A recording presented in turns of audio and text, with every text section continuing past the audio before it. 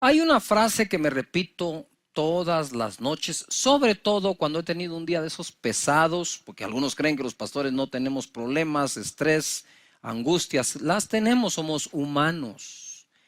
Y aparte de la carga de las demás personas, pues también llevamos la nuestra y traemos todo eso a los pies de Jesús. Pero esa es la frase con la que me duermo. Mañana será otro día. Bástale a cada día su propio mal. ¿Verdad? Y como digo yo siempre, ya cuando llega ese momento, digo yo, y este muñeco se mete en su estuche para amanecer con nueva misericordia al día siguiente. ¿Qué tal si le damos un vistazo al futuro? Les he leído este salmo varias veces. Quiero que me aguanten, por favor, porque es bueno repasarlo y es solo para poderme introducir a lo que viene.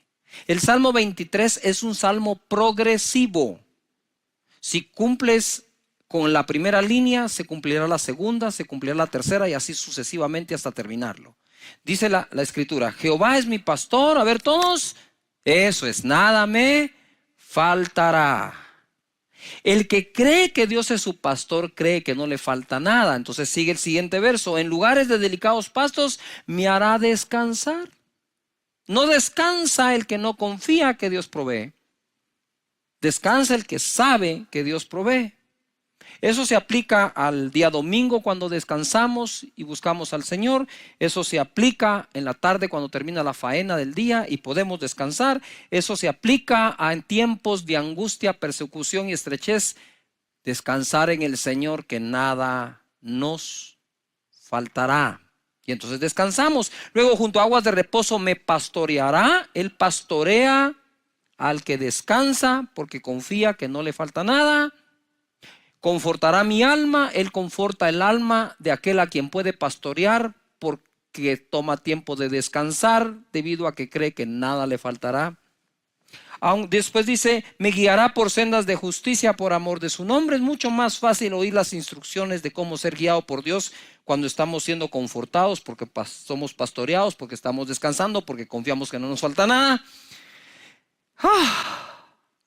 Aunque dice, me guiará por sendas de justicia por amor de su nombre, aunque ande en valle de sombras de muerte, no temeré mal alguno, porque tú estarás conmigo. De nuevo es progresivo. Cuando ya somos pastoreados porque descansamos, porque confiamos, Él nos guía por senda de justicia. Y si atravesamos un valle de sombra de muerte, no temeremos mal alguno, porque Él está con nosotros. Tu vara y tu cayado nos infundirán aliento.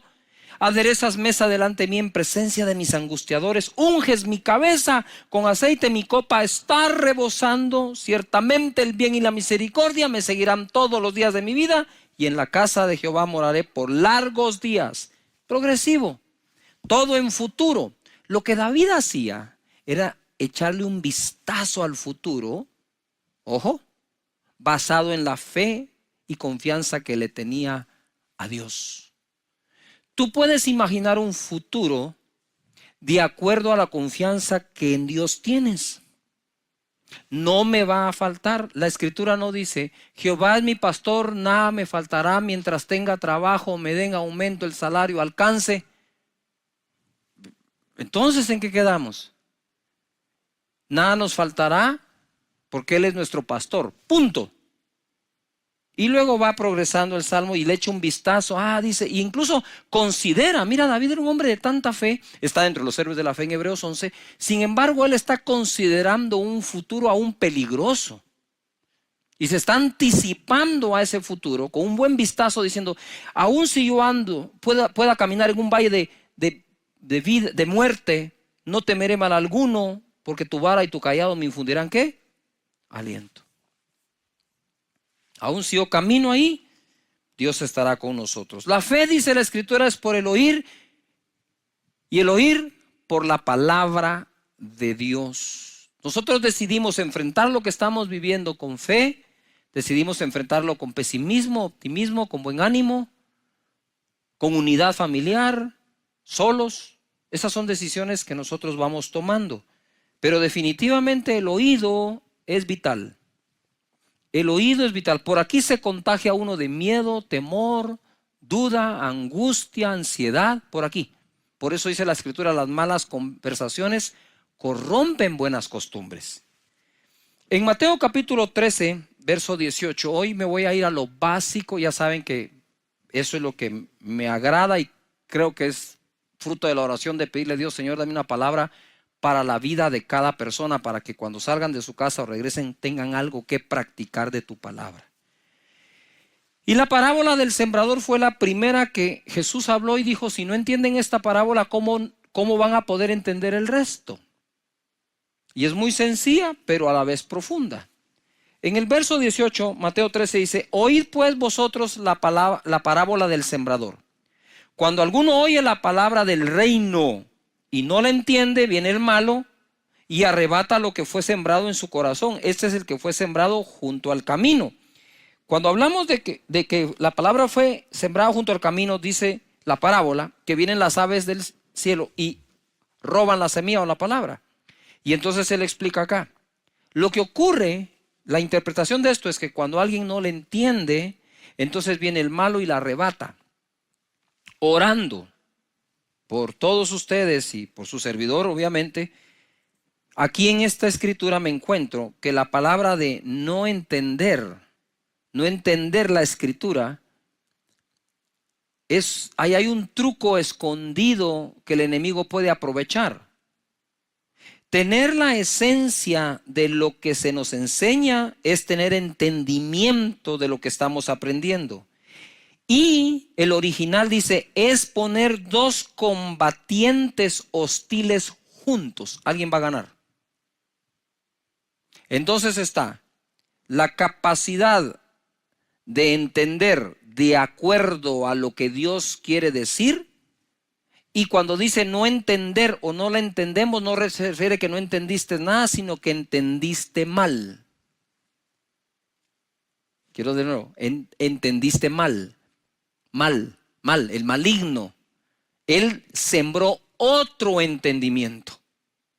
Y es así como se roba la palabra o el entendimiento de lo que venía de parte de Dios para tu vida. El enemigo roba la palabra por medio de darnos otro entendimiento. Él no desea evitar la renovación de nuestro entendimiento, sino darnos otro para que seamos transformados, pero no de manera que experimentemos la voluntad de Dios, sino opuesta a eso. Eso es lo que el enemigo va a tratar de hacer. Por lo tanto, tenemos que cuidar cómo escuchamos y cómo entendemos la palabra del Señor. Por ejemplo, la Biblia dice que la voluntad de Dios es buena, agradable y perfecta. Eso viene por la renovación de nuestro entendimiento para experimentar esa voluntad buena, agradable y perfecta. Entonces la gente viene y dice, no, es que lo que me pasa. Y entonces no tienes el entendimiento que las Escrituras te ofrece, sino el entendimiento que alguien más te está ofreciendo.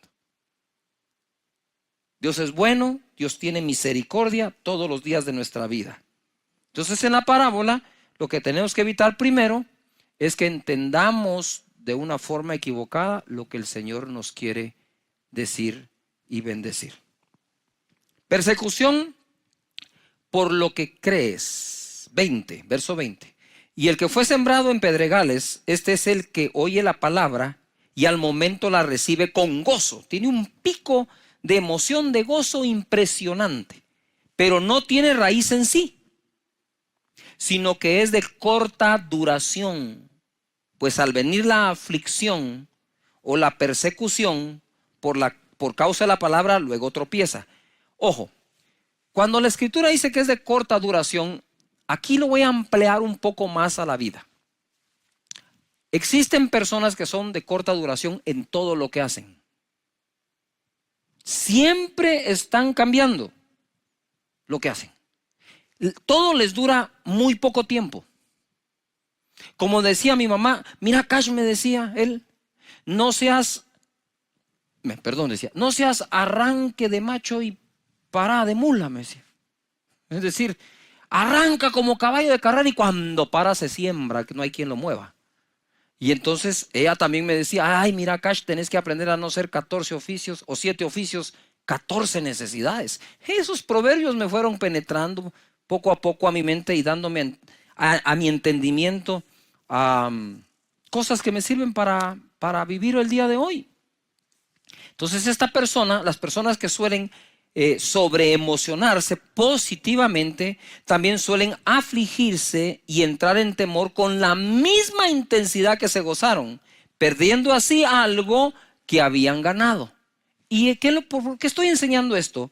Porque creo que por el Espíritu de Dios puedo ver cómo, debido a todo lo que pasa en esta crisis, hay mucho altibajo emocional. Un día estás, wow, mañana salimos, otro día, ya volvieron a decir tal cosa. Y ahora nos dijeron y ahora nos dicen otra. Y eso va causando, va drenando nuestras emociones. Y mire, eso trae un cansancio y trae una fatiga que es difícil soportarla.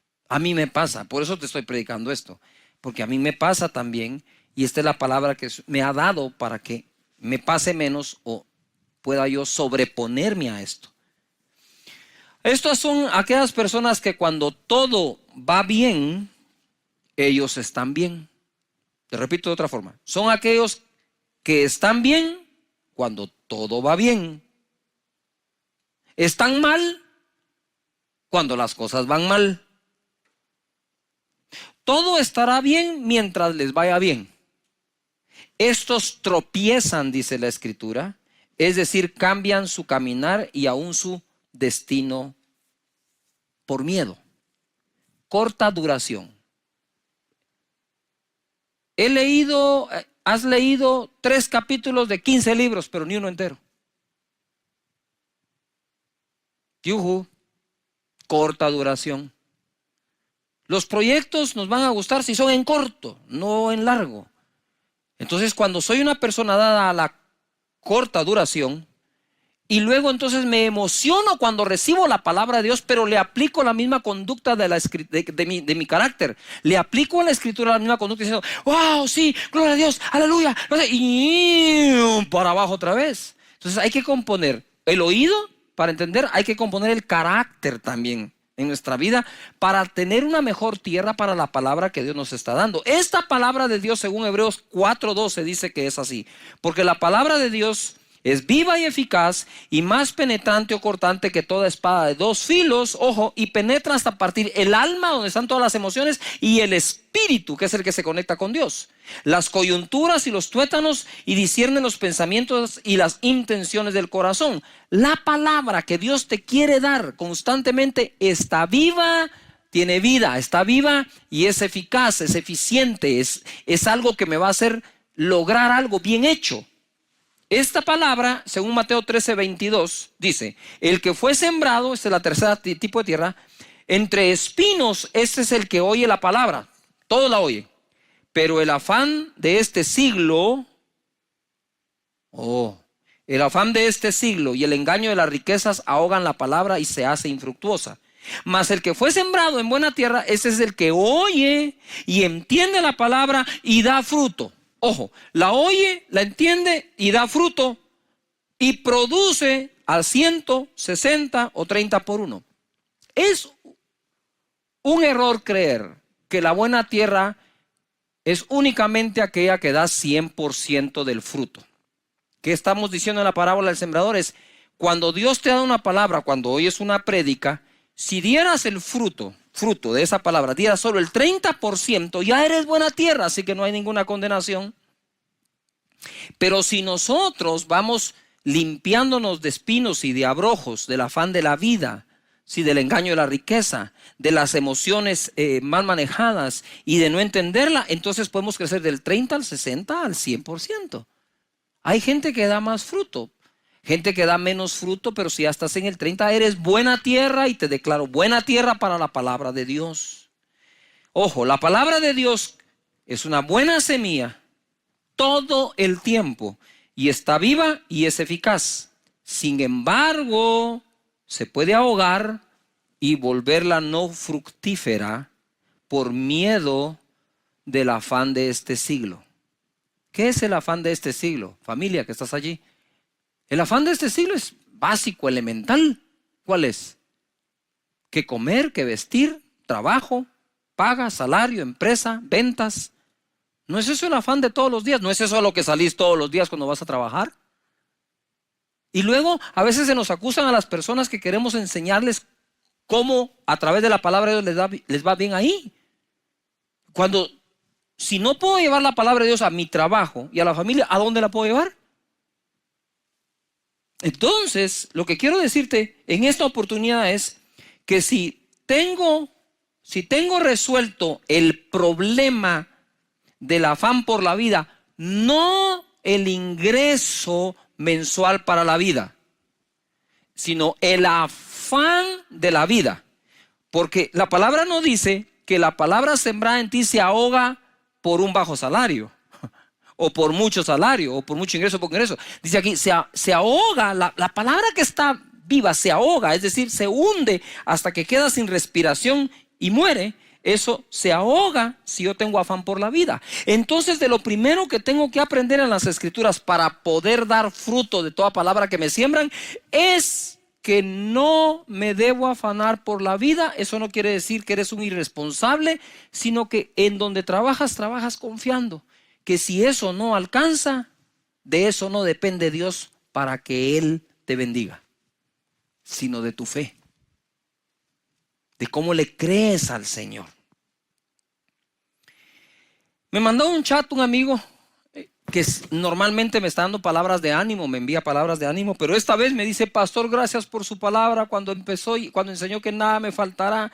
Cuando nos dijeron que teníamos cuarentena y encima de eso un toque de queda de 12 horas, me agarró sin ahorro, sin efectivo y la refrigeradora vacía. Me sentí morir. Sin embargo, le creí a Dios y no me ha faltado nada. De nada. Tocan a su puerta, gente que no lo conoce, gente que no sabe por qué está pasando. Dicen: mire, sentimos los vecinos traerle esto, aquí está. ¡Wow! ¿Cómo lo saben? Dios hablando a las personas.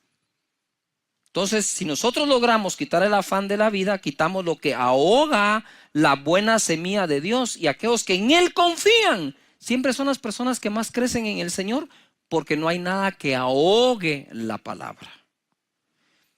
En Romanos capítulo 8, verso 31, hay un verso, este verso a mí me parte el corazón, porque es el amor de Dios expresado de una manera inmensa. Si Dios nos da lo más grande, ¿no nos dará lo demás? Es una pregunta, ¿no nos dará lo demás? ¿Quién pues, en el verso 31, qué pues diremos a esto? Si Dios es por nosotros, ¿quién contra nosotros? Uy, ese verso lo repetimos a cada rato, sobre todo cuando estamos en angustia. Si Dios por nosotros, ¿quién contra nosotros? El que no escatimó ni a su propio Hijo, sino que lo entregó por todos nosotros, ¿cómo no nos dará también con Él todas las cosas? Tenía yo en mi casa, cuando estábamos recién casados con Sonia, he contado esto. Estaba mi casa, estaban mis vecinos de frente, amigos, y los de lado, y había un perro callejero, perdón, pero así se llamaba, no quiero hacer alusión a nadie, Bobby.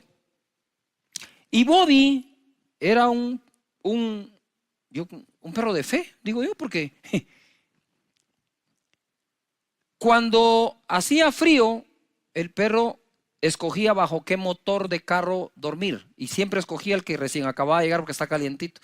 Entonces Bobby dormía en la casa de nosotros, en la de frente, en el lado. Pero Bobby, a diferencia de otras mascotas que comen una vez al día, Bobby comía 3 veces al día, porque lo alimentábamos nosotros, los vecinos de enfrente y los de lado. Lo más divertido es que cuando llegaba el tiempo de la vacunación, si no nos comunicábamos entre los 3, lo vacunábamos nosotros, los de enfrente y los de lado. ¿No tenía casa o tenía 3? No trabajaba. Y un día yo voy saliendo a la calle cargado, afanado, para ir a conseguir el sustento del día, del mes. Y Bobby está parado frente a mi casa. Yo me hacía para acá, el perro se hacía para allá, como que el perro no me quería dejar salir. Y decía: pero Bobby, hacete a un lado. Y hasta que oí la voz de Dios, me dijo: si le doy de comer a Bobby, ¿no te voy a dar de comer a ti? Yo empecé a llorar. Dije: Señor, perdóname por esta falta de confianza. Si cuido a Bobby y aún para que lo vacunen, ¿no te tendré sano y saludable a ti? Y eso es lo que Dios te dice hoy. Nosotros podemos. Quiero leer texto en Hebreos capítulo 11 en adelante, y le titulé yo aquí: si ellos pudieron, podremos nosotros. Dice el verso 1: es pues la fe la certeza de lo que se espera, la convicción de lo que no se ve. Porque por ella alcanzaron buen testimonio los antiguos. Por la fe entendemos haber sido constituido el universo por la palabra de Dios, de modo que lo que se ve fue hecho de lo que no se veía. Y ahora les voy a dar un listado. Y ustedes lo revisan en casa, lo estudian con toda su familia. Esto va a estar muy bonito. Verso 4. Por la fe Abel ofreció a Dios más excelente sacrificio que Caín. Paréntesis. Ustedes saben que la primera obra de fe que registra la Biblia entera fue la ofrenda de Abel. Y por eso él alcanzó mejor testimonio que su propio Caín, que lo llegó a matar de envidia. 5. Por la fe Enoc fue traspuesto para no ver muerte. 7. Por la fe Noé, cuando fue advertido por Dios acerca de cosas que aún no se veían, etc. Entonces por la fe Abel, por la fe Enoc, por la fe Noé. Verso 8. Por la fe Abraham, siendo llamado, obedeció para salir del lugar que había de recibir como herencia y salió sin saber a dónde iba. Por la fe habitó como extranjero en la tierra prometida, como en tierra ajena, morando en tiendas con Isaac y Jacob, coherederos de la misma promesa.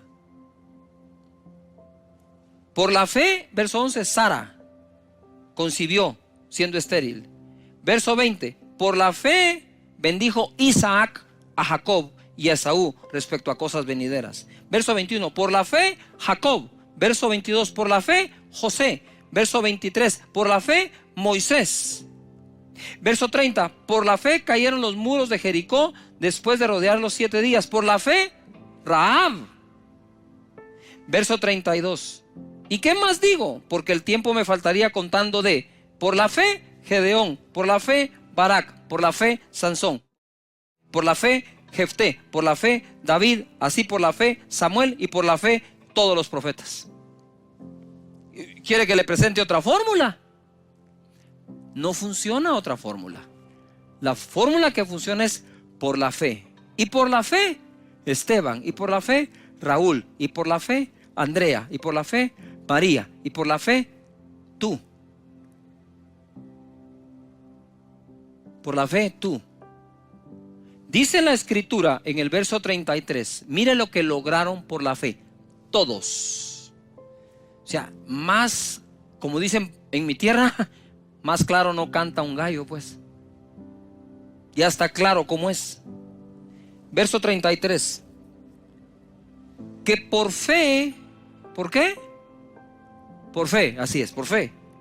Certeza de lo que se espera, convicción de lo que no se ve.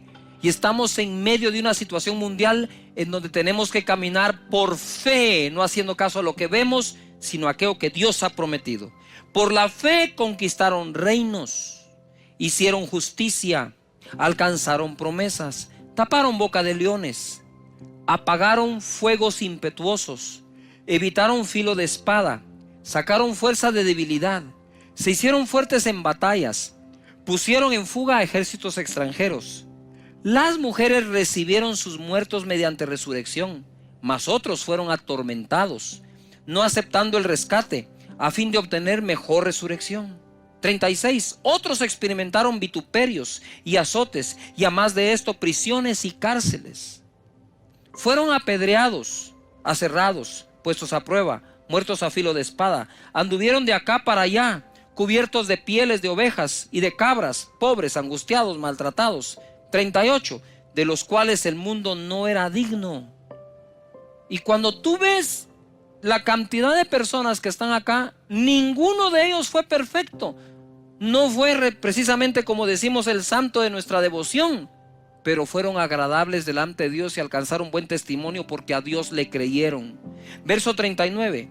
Y todos estos, aunque alcanzaron buen testimonio y el mundo no era digno de ellos, mediante la fe no recibieron en aquel entonces lo prometido, para que una cosa se cumpla, proveyendo Dios alguna cosa mejor para nosotros, para que no fuesen ellos perfeccionados aparte de nosotros. Por la fe, por la fe, por la fe. Y ahora quiero terminar en este momento con algo que me impresionó. Si Dios pregunta, debemos responderle. Y en Mateo capítulo 6, verso 28, dice: ¿por qué os afanáis? ¿Por qué os afanáis? ¿Acaso tú no vales más que las aves y eres mejor que un lirio? ¿Por qué os afanáis? Y en este momento, cuando yo estaba leyendo esto, en mi casa, preparándolo, empecé a llorar, porque la pregunta se la hace a todos y me la ha hecho a mí. ¿Por qué te afanas?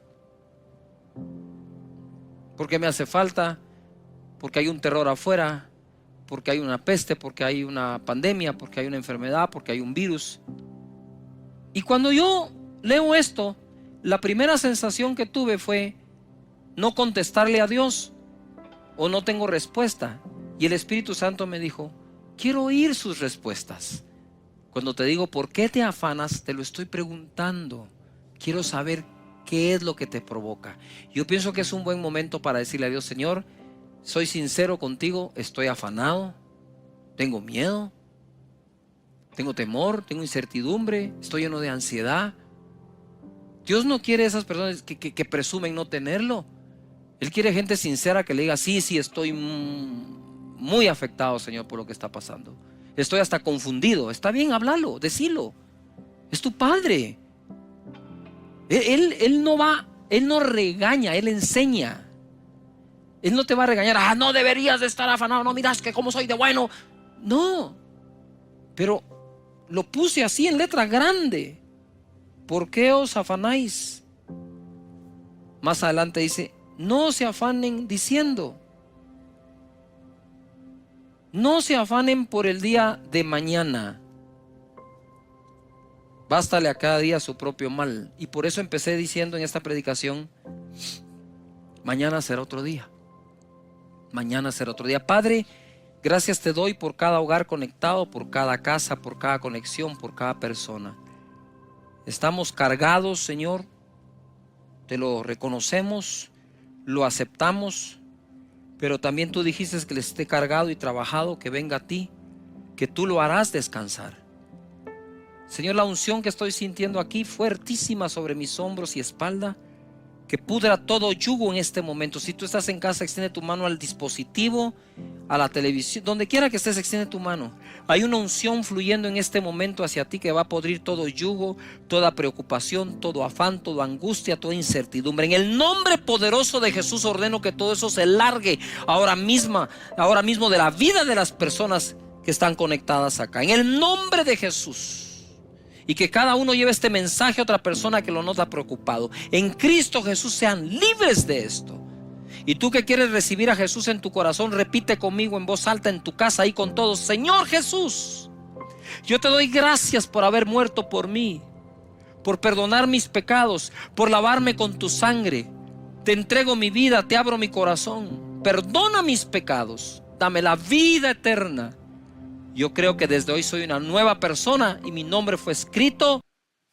Dios quiere hablarnos hoy en su palabra y quitarnos ese miedo que se está apoderando de la mente, los pensamientos, las confesiones, las conversaciones y aún las decisiones. Hay momentos en que podría ser que nos quedemos sin nada. Algunos ya pasamos por allí. Yo me recuerdo que antes de conocer a Sonia, pues como mi esposa, viví el momento en que me quedé sin pagar los estudios. Bendito Dios, después me pude graduar de la universidad.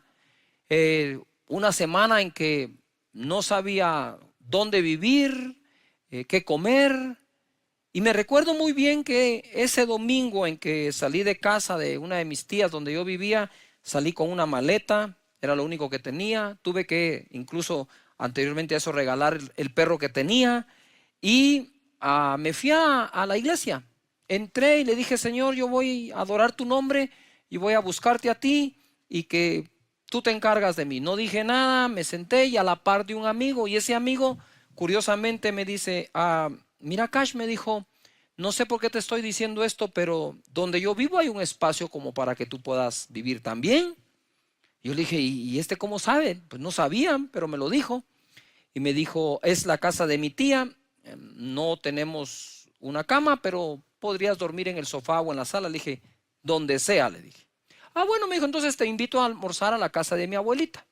Fuimos a la casa de su abuelita, comimos y al final la abuelita me dijo, mira, Cachito, ¿puedes acompañarme?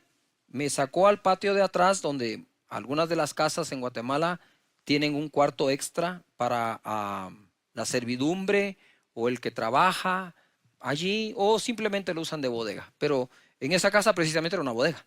Llegué al dormitorio y tenía un catre. Creo que todos en Latinoamérica entendemos que ese es un catre, es una cama doblable, plegable, que tiene metal y luego tiene un colchón. Y me dijo, no sé por qué Dios me pone que le obsequie esto, me dijo. Yo le dije, tal vez usted no sabe por qué, pero sí es Dios el que le está hablando.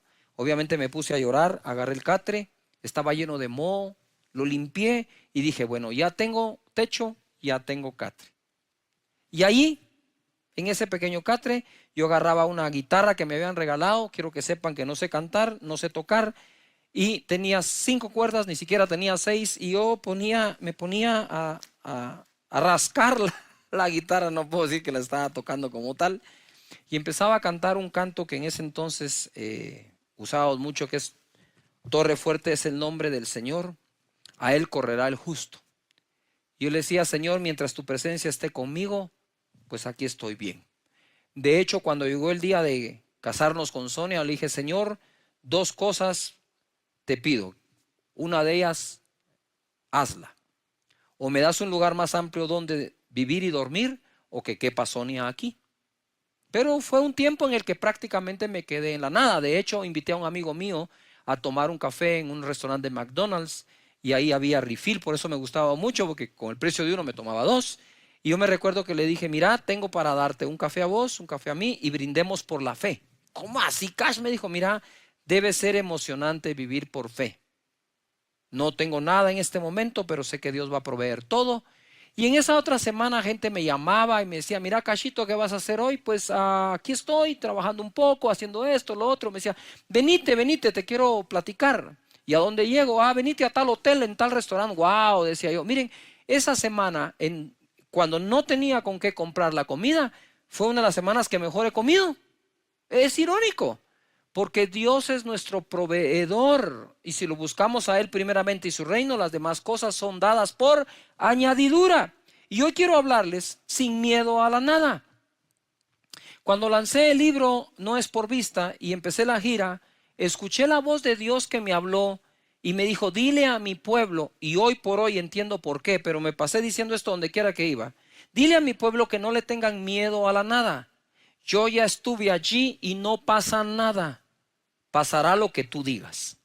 Porque lo que yo dije pasó. Dije sea la luz, fue la luz y desde la nada creó todo. Ese es nuestro Dios. Y esa es la confianza que en Él tenemos. Mucho sin Dios es nada, nada con Dios lo es todo. Porque Él es quien cuida de nosotros. Mira lo que dice la palabra en 2 de Pedro 3:10, en el verso 13. Pero nosotros esperamos según sus promesas cielos nuevos y tierra nueva en los cuales mora la justicia. Ustedes saben muy bien que Jesús dijo en Mateo capítulo 24, o quedó registrado allí, verso 35, el cielo y la tierra pasarán, pero mis palabras no pasarán. Lo que quiere decir es que sus palabras tienen más poder de existencia que los cielos y la tierra. Los cielos y la tierra pasarán, mas mis palabras no pasarán, dice el Señor. Y en medio de lo que hoy se vive, algunos han entrado en temor, en miedo, en zozobra, angustia, están con ansiedad por el futuro, porque a estas alturas más de algo se ha perdido. Todos hemos perdido algo en este momento.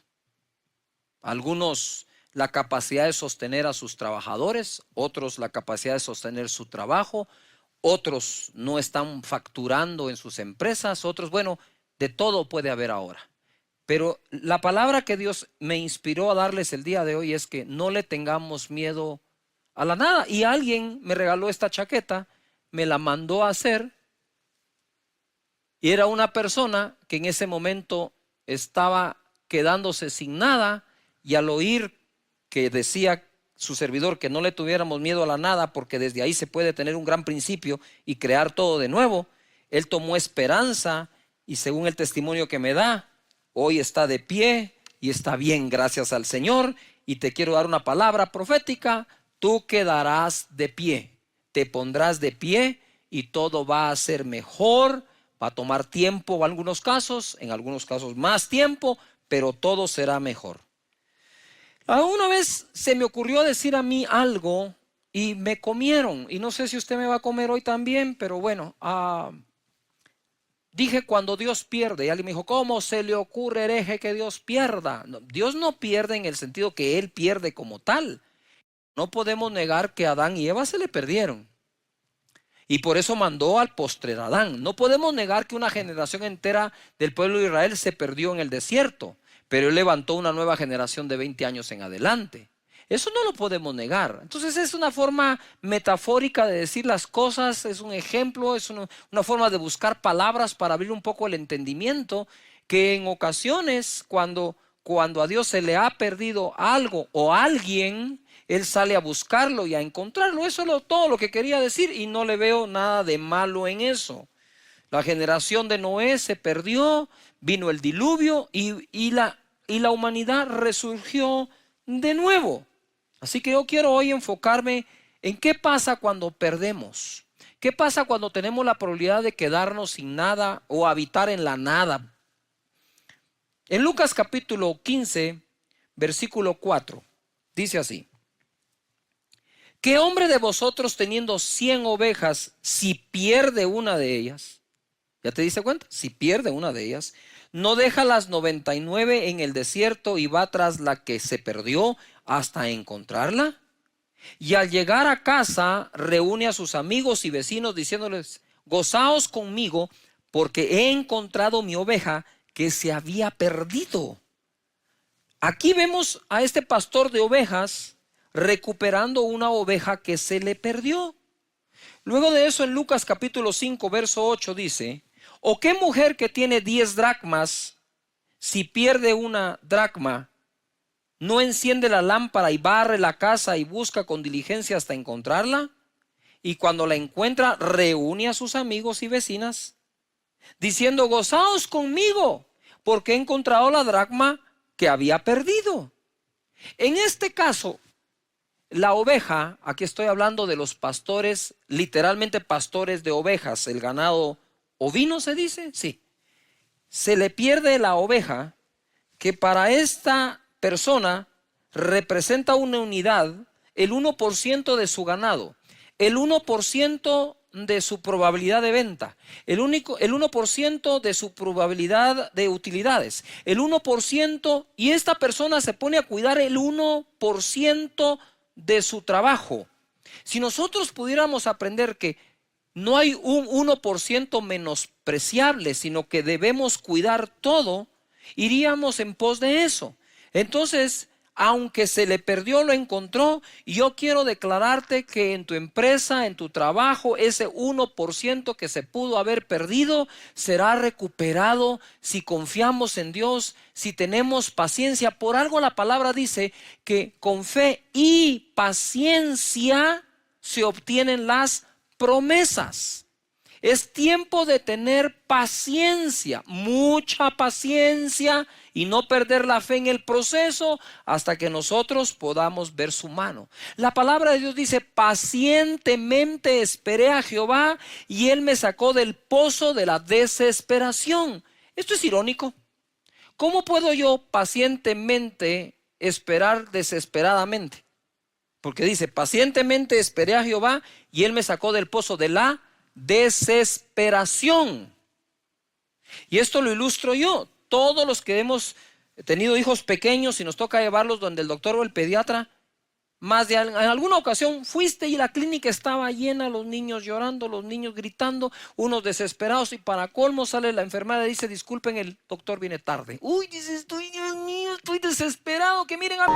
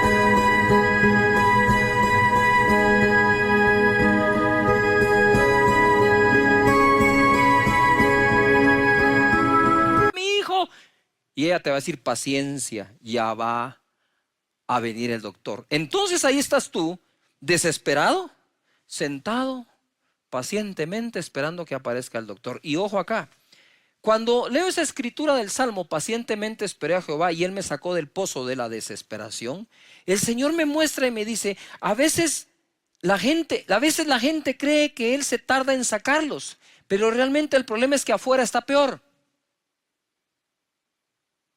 Él sabe cuándo sacarlo porque afuera ya está seguro. Y esto se aplica también a esas cuarentenas que nos ha tocado vivir, ¿verdad? Pacientemente esperamos, desesperados, a veces en casa, trabajando desde ahí, sin saber qué hacer, sin poder hacer algo, pacientemente. Pero es que también allá afuera puede estar peor con la contaminación. Entonces tenemos que creerle a Dios que Él tiene su tiempo para cada uno de nosotros y para cada cosa. La dracma era, en la diadema las mujeres usaban dracmas. Si se perdía un dracma, o decir, si ella lucía su diadema sin todas las dracmas completas, podía ser malinterpretada. Entonces, a buscar el dracma que se perdió y luego festejar cuando se encuentra. Y en el verso 32 dice: mas era necesario hacer fiesta y regocijarnos, porque tu hermano era muerto y ha revivido, se había perdido y es hallado. Entonces aquí en esta parábola podemos ver que se puede perder la oveja, ¿verdad?, el dracma y un hijo. E incluso este hijo, él no lo salió a buscar, sino lo esperó con fe que habría de venir. Y quiero aplicar esto. Él llega y le dice a la gente: preparen el anillo nuevo, el vestido nuevo, maten el becerro, hagamos una fiesta, porque este hijo que se había perdido ha sido hallado o encontrado.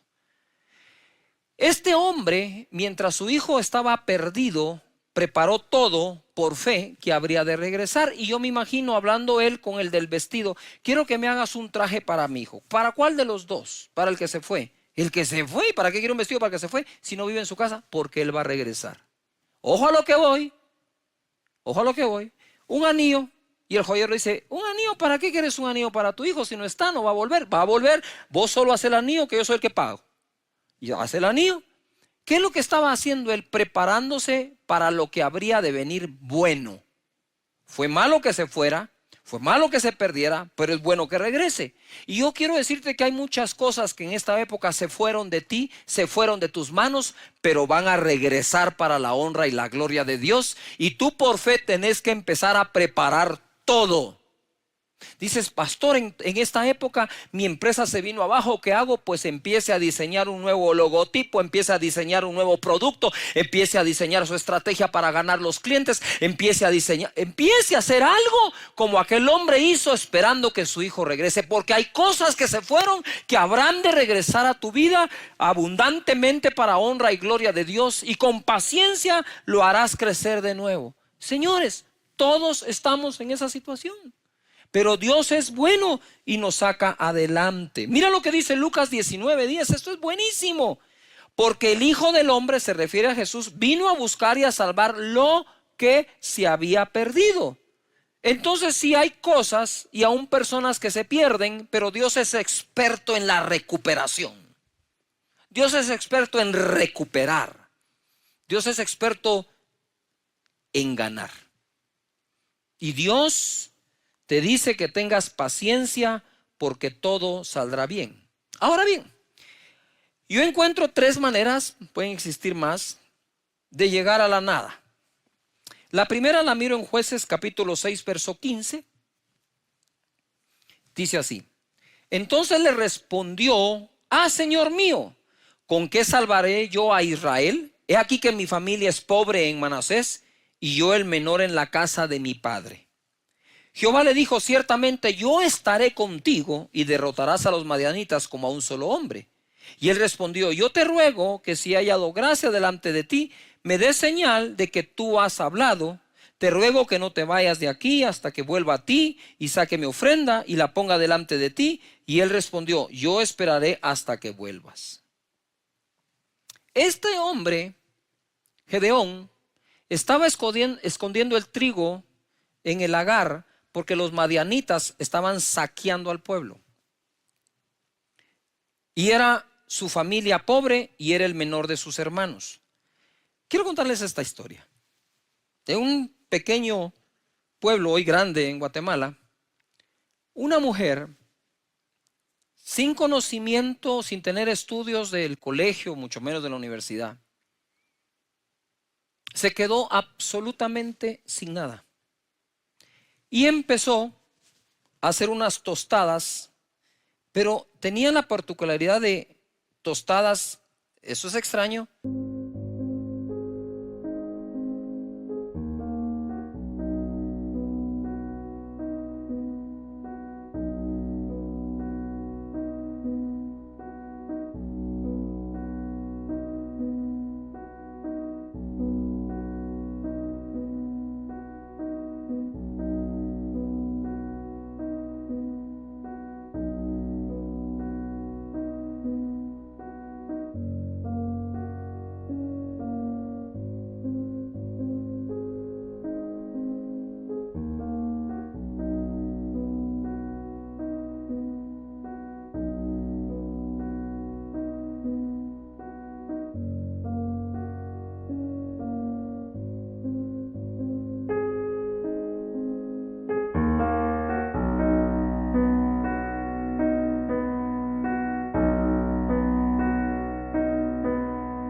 sin aceite o muy poco aceite.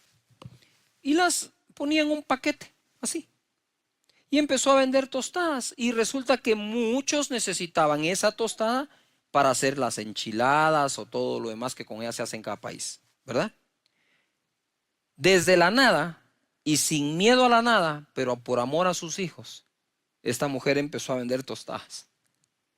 Sacó a su hijo de la universidad de médico y construyó una casa de 3 pisos a pura tostada. Entonces, cuando tenemos ese dicho, me está llevando la tostada, ahora le podemos dar vuelta y ponerlo en positivo. Cuando digas me está llevando la tostada, mejor digamos estoy haciendo tostadas, para poder tener nosotros eso. Desde la nada, cuando en la nada se le pueden ocurrir a uno tantas ideas nuevas que quizás antes todo lo que teníamos alrededor no nos dejaban verlas. Así que hay que creerle a Dios por esas ideas que pueden venir, creerle por la familia, ¿verdad? Yo trato de sentir lo que vives allá y te quiero confesar algo personal. Sin que esta crisis llegara a los países, cuando voy por la calle y paso al mediodía y hay un restaurante vacío, yo me pongo a orar por el restaurante. Ten la seguridad que si pasé ahí enfrente, oré por eso. Y yo le digo, Señor, yo te pido que mandes la clientela, que les des todas las ideas nuevas y buenas, porque no me imagino lo que es estar pasando por eso y no tener con qué pagarle a los trabajadores, a los meseros, hacer las cuentas por pagar. Eso es terrible, ¿verdad? Y cuando paso por los negocios o doy una vuelta por el centro comercial y veo constantemente poca gente en alguno de los negocios, yo paso por ahí, no digo nada, solo por dentro me pongo a orar, le pido a Dios, porque literalmente siento como un vacío acá de lo que ellos pueden estar sintiendo por lo que les está ocurriendo. De tal manera que podríamos estar en la nada, ¿sí? Debido a que no tenemos nada, es decir, nacimos casi en ese estado. Tal vez estoy exagerando que nacimos sin nada, pero donde nacimos había tanta escasez que casi era nada. Y desde ahí se han levantado grandes personas, grandes hombres y mujeres, grandes negocios que han empezado en el garage de una casa, encima de una mesa, ni siquiera de comedor, sino un tablero, una tabla. Pero no le tuvieron miedo a la nada, sino se pusieron en acción. La segunda cosa por la cual podríamos estar en la nada está en Lucas capítulo 9 verso 1, que dice: habiendo reunido a sus 12 discípulos, les dio poder y autoridad sobre todos los demonios para sanar enfermedades, y los envió a predicar el reino de Dios y a sanar a los enfermos. Y les dijo: no toméis nada para el camino, sin bordón, ni alforja, ni pan, ni dinero, ni llevéis 2 túnicas. Este fue mi caso. Cuando Dios me llama, yo era un corredor de seguros, tenía 2 empresas y llamé a socios y les dije, aquí está, les dejo esto, les dejo mi cartera, les dejo este negocio, les dejo este otro y vamos a probar la nada. Y desde ahí, desde esa nada, Dios levantó Casa de Dios, ¿verdad? Entonces puede ser que naciste en ese ambiente donde tenías casi nada o nada. Puede ser que lo hayas dejado todo por algo, o puede ser que te lo hayan quitado o te hayan dejado en la nada. Génesis 27, 41 dice: y aborreció Esaú a Jacob por la bendición con que su padre le había bendecido. Y le dijo en su corazón: llegarán los días de luto de mi padre y yo mataré a mi hermano Jacob. Y fueron dichas a Rebeca las palabras de Esaú, su hijo mayor, y ella envió y llamó a Jacob su hijo menor y dijo: he aquí Esaú tu hermano se consuela acerca de ti con la idea de matarte. Ahora pues, hijo mío, obedece a mi voz, levántate y huye a casa de Labán, mi hermano, en Harán. En el verso 10 de Génesis 28 dice: salió pues Jacob de Beerseba y fue a Harán. Y llegó a un cierto lugar y durmió allí, porque ya el sol se había puesto, y tomó de las piedras de aquel paraje y puso a su cabecera y se acostó en aquel lugar y soñó. No es lo duro de tu almohada, no es lo incómodo de tu cama, es lo grande de tu sueño. Y ahí estaba Jacob sin nada, habiendo sido bendecido por el padre. Igual todo lo tomó el otro hermano. Y soñó, y aquí una escalera que estaba apoyada en tierra y su extremo tocaba el cielo, y aquí ángeles de Dios que subían y descendían por ella. Y aquí Jehová estaba en lo alto de ella, el cual dijo: yo soy Jehová, el Dios de Abraham tu padre y el Dios de Isaac. Y quiero hacer un paréntesis. Quiera Dios que todo hijo nuestro tenga un encuentro personal con Él. La tierra en que estás acostado te la daré a ti y a tu descendencia. Será tu descendencia como el polvo de la tierra, y te extenderás al oriente, al occidente, al norte y al sur. Y todas las familias de la tierra serán benditas en ti y en tu simiente. Aquí yo estoy contigo y te guardaré por donde quiera que fueres, y volveré a traerte a esta tierra, porque no te dejaré hasta que haya hecho lo que he dicho. Lo importante no es la almohada, el sueño es lo importante. No es lo incómodo de tu presente, es lo poderoso de tu futuro. No es lo duro de la pérdida, sino quién está contigo. No es lo que perdiste, sino lo grande que son sus promesas. Jacob se quedó sin nada, sin nada. Y así emprendió un nuevo viaje. Y creo y siento en mi corazón que es el tiempo que muchos emprendan un nuevo viaje. Y como decimos en Guatemala, quizás algunos con una mano adelante y una mano atrás, pero no sin Dios. Ojalá pudieran entender que Dios provee. Ojalá pudieran reconocer que Dios provee lo económico, que no nos hace falta nada, que no hay hijo de justo desamparado o su simiente que mendigue el pan. No, no lo hay. Ojalá pudiéramos comprender esta bondad, este amor, esta eterna misericordia que Dios tiene de todos nosotros. Ya la humanidad ha pasado por momentos terribles, por depresiones exageradas, por recesiones impresionantes, pero Dios está contigo. En medio de la nada, Jacob hace el descubrimiento de su vida, el descubrimiento que le va a valer por el resto de su existencia. Despertó Jacob de su sueño y dijo: ciertamente Jehová está en este lugar y yo no lo sabía. Mira, donde menos pensó que iba a estar, está. Y ahí está, no lo sabía. Y tuvo miedo y dijo: cuán terrible es este lugar. No es otra cosa que casa de Dios y puerta del cielo. Y se levantó Jacob de mañana y tomó la piedra que había puesto de cabecera y la alzó por señal y derramó aceite encima de ella. Su única posesión, una piedra que se encontró. Y le puso aceite y la convirtió en un altar. Y llamó el nombre de aquel lugar Betel, aunque Luz era el nombre de la ciudad primero. E hizo Jacob voto diciendo: si fuera Dios conmigo y me guardare en este viaje en que voy, y diere pan para comer y vestido para vestir, y se volviere en paz a casa de mi padre, y si volviere en paz a casa de mi padre, él, es decir, Jacob, Jehová será mi Dios. Y esta piedra que he puesto por señal será casa de Dios, y todo lo que me dieres el diezmo apartaré para ti. La nada es un lugar para descubrir algo nuevo. La nada es una estación de donde puedes comenzar tu viaje más emocionante.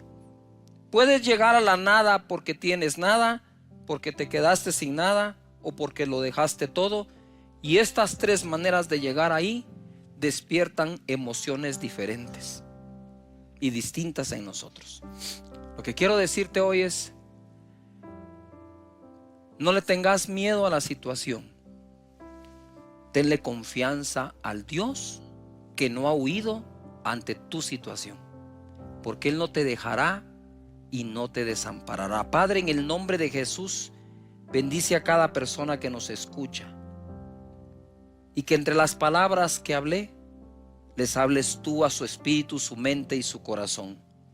Que el miedo salga, Señor, y que venga la seguridad, la confianza total, que en medio de todo lo que estamos viviendo, tú no nos dejas.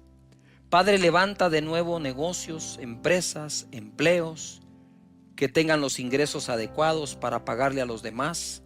Yo te pido en el nombre poderoso de Jesús que los bendigas, que tu mano los acompañe, que los guardes, que les pongas un cerco, un vallado. En el nombre de Jesús, que las familias se unan, que sepan que juntos saldrán adelante confiando en ti. En el nombre poderoso de Jesús.